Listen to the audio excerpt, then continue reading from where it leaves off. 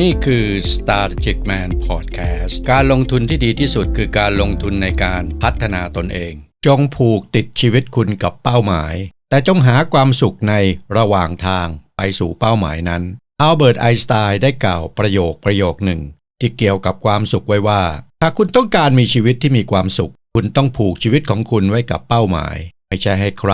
หรือสิ่งใดมาจูงจมูกคุณเป้าหมายเปรียบได้ดัง GPS ของความสุขคุณลองนึกภาพตอนที่คุณขับรถคุณย่อมจะต้องมีที่หมายปลายทางคงไม่มีใครที่ขับรถไปโดยไม่มีจุดหมายปลายทางยกเว้นคนที่กำลังสับสนอะไรสักอย่างหรืออยู่ในช่วงเวลาที่ไม่สู้ดีในชีวิตก็อาจจะขับรถไปไหนต่อไหนโดยไม่มีเป้าหมายปลายทางที่ต้องการไปในการขับรถก็เปรียบได้ดังเป้าหมายของเส้นทางชีวิตเป้าหมายก็เปรียบได้กับ GPS ยกตัวอย่างเช่นใน Google Map เวลาเราไปไหนเราจะต้องมีจุดเริ่มต้นหรือพิกัดเริ่มต้นและต้องมีที่หมายที่ไปหรือพิกัดของจุดที่เราต้องการไปถึงเมื่อเรามีที่หมายหรือเป้าหมายที่จะไปสิ่งที่เป้าหมายให้เราก็คือเส้นทางหรือแผนการเดินทางหรืออาจจะเรียกว่า Action Plan ก็ได้และรายละเอียดใดๆที่เกี่ยวข้องในระหว่างการเดินทางไปสู่เป้าหมายปลายทางอาจจะมีเป้าหมายย่อยๆหรือที่หมายระหว่างทางเช่นคุณอาจแวะที่นั่นแวะที่นี่พอเราไปถึงเป้าหมายหรือที่หมายระหว่างทางเราอาจจะมีการเฉลิมฉลองเล็กๆเพื่อเป็นกำลังใจให้เราเดินทางต่อไปสู่เป้าหมายย่อยๆถัดไปและถัดไปแต่ในบางครั้งเราอาจจะมีการเลี้ยวออกนอกเส้นทางอาจจะมีการทะเลถลายอาจจะมีการหลงทางเพราะอ่านป้ายผิดซึ่งในชีวิตจริงอาจจะไปเชื่อหรือไปฟังคนอื่นๆหรือสิ่งอื่นๆที่ทำให้เราหลุดออกนอกเส้นทางหรือลืมเป้าหมายแห่งความสุขที่เราต้องการจะไปเมื่อคุณฟังผมมาถึงตรงจุดนี้คุณอาจจะคิดว่าแนวความคิดแบบไอน์สไตน์นั้นที่ไม่ให้ยึดติดกับผู้คนหรือสิ่งใดๆนั้นเป็นแนวคิดที่ต่อต้านสังคมมาทำความเข้าใจกันสักนิดว่าแนวความคิดดังกล่าวไม่ใช่การที่ท่านต้องละทิ้งเพื่อนละทิ้งสังคมหรือว่าทำตัวเหมือนพระแต่แนวคิดของไอน์สไตน์ในเรื่องนี้จะคล้ายกับมัชฌิมาปฏิปทานหรือทางสายกลางในศาสนาพุทธนั่นคือมันจะต้องสมดุลหรือหาจุดที่สมดุลจุดที่ลงตัวคือแบบว่า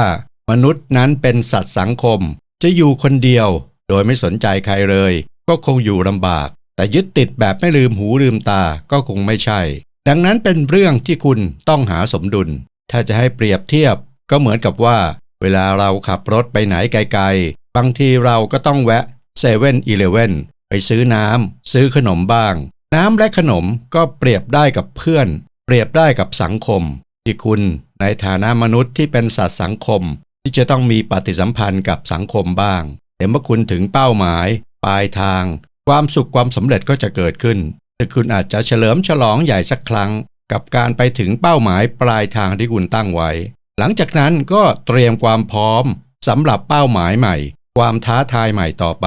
แต่สิ่งที่อยากบอกคุณถึงแม้ว่าคุณจะผูกการกระทำของคุณกับเป้าหมายแต่ก็ไม่ใช่ว่าการเดินทางนั้นจะไร้ซึ่งอุปสรรคความเป็นจริงก็คือในระหว่างทางจะต้องเจอปัญหาและอุปสรรคมากมายจะต้องเจอหลุมเจอบ่อเจอรถติดยางรั่วยางแตกและอื่นๆอีกมากมายที่จะเกิดขึ้นบางครั้งยากที่จะคาดเดาว่าจะมีอะไรเกิดขึ้นเอาล่ะการที่ชีวิตคุณจะมีความสุขความสำเร็จคุณต้องผูกตนเองกับเป้าหมายแล้วต้องลงมือทำและสนุกกับการกระทำที่เกิดขึ้นในระหว่างเส้นทางสู่เป้าหมายแห่งความสุขและความสำเร็จสนุกกับการได้พบเจอผู้คนใหม่ๆสิ่งใหม่ๆอย่างไรก็ตามอย่าได้หลงไหลกับผู้คนใหม่ความคิดใหม่ๆสิ่งใหม่ๆที่อาจจะเย้ายวนให้คุณหลงออกนอกเส้นทางอย่าลืมที่จะเฉลิมฉลองความสำเร็จแม้จะเป็นความสำเร็จเล็กๆในระหว่างเส้นทางสู่เป้าหมายแห่งความสุขและความสำเร็จสิ่งสุดท้ายที่ผมอยากจะฝากในพอดแคสต์นี้ก็คือเมื่อใดที่คุณรู้สึกท้อแท้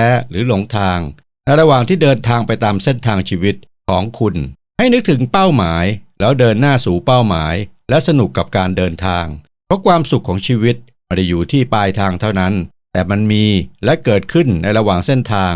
ดังคำที่กล่าวไว้ว่า Life is a journey not a destination คนเราทุกคนมีเป้าหมายปลายทางที่จะไปแต่ในระหว่างทางมีอะไรเกิดขึ้นมากมายมีทั้งความสุขและความทุกข์มีทั้งความสำเร็จและความล้มเหลวปะปนกันไป และสิ่งนี้แหละมันคือความหมายของชีวิตที่แท้จริงหรือชีวิตคือการเดินทางเป้าหมายระหว่างทางหรือเป้าหมายที่ปลายทางมันคือผลลัพธ์ที่เกิดขึ้นจากการสะสมในระหว่างทางดังนั้นชีวิตที่มีความสุขและความสำเร็จอย่างแท้จริงก็คือ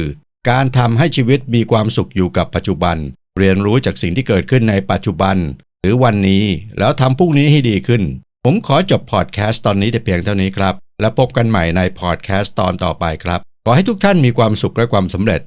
รวยๆเฮงๆครับนี่คือ Strategic Man Podcast การลงทุนที่ดีที่สุดคือการลงทุนในการพัฒนาตนเอง